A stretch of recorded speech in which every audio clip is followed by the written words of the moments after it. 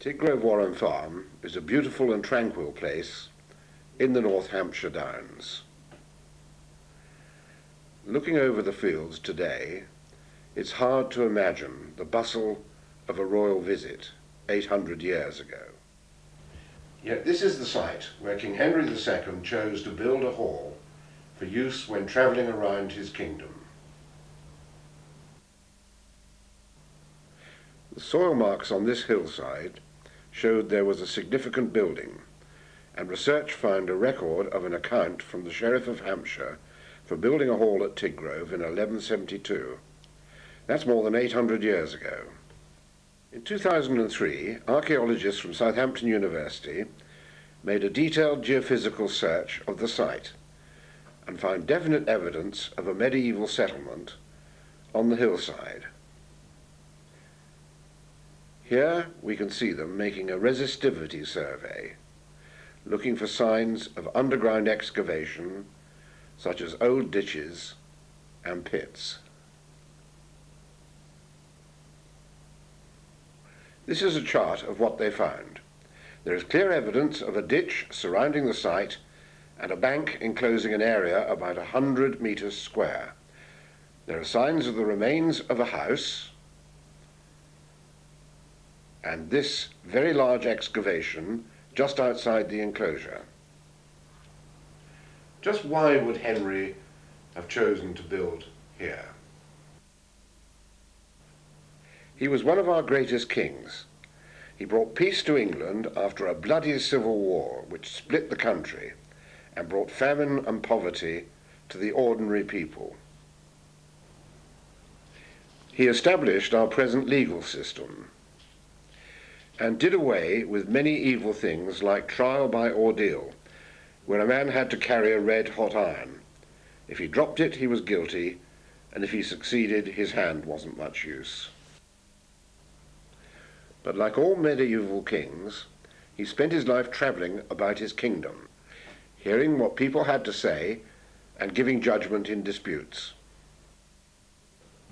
But Henry wasn't just King of England.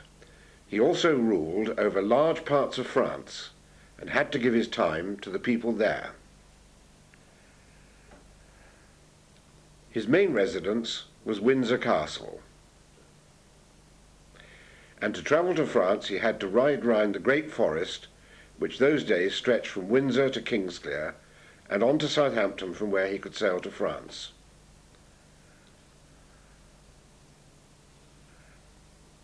The Royal Hall at Tidgrove was a conveniently situated resting place. Our 2005 search for the Royal Hall started with this large trench, excavated to a depth of 40 centimetres and exposing the natural chalk surface. The trench is positioned on the southeast side of the hill and also takes in this large hole just outside the boundary ditch. The chalk base here is covered by a very thin layer of topsoil. Any holes in the natural chalk which have been filled by other materials are very interesting to an archaeologist. In these depressions, pottery and other artifacts are found, which helps date and explain the origins of the site. The process is called stratification. This part of the boundary ditch was excavated. When dug originally, the chalk would have been piled up to form the inner boundary bank.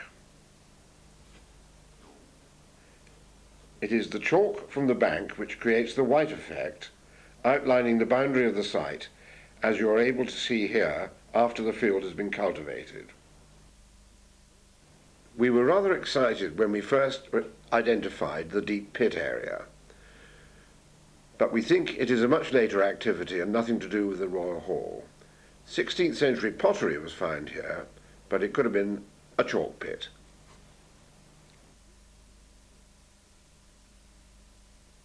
We spent a lot of time excavating in the red area.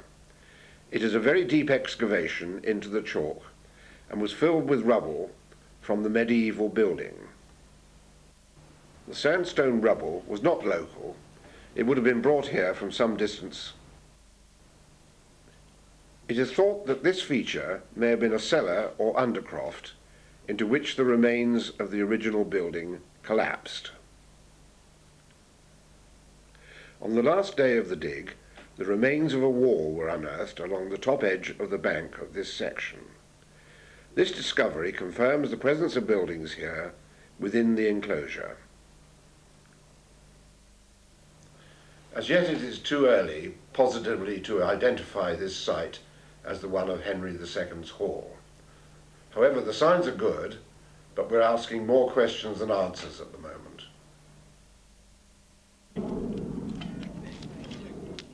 We hope to come back again next year and enlarge the area of the dig.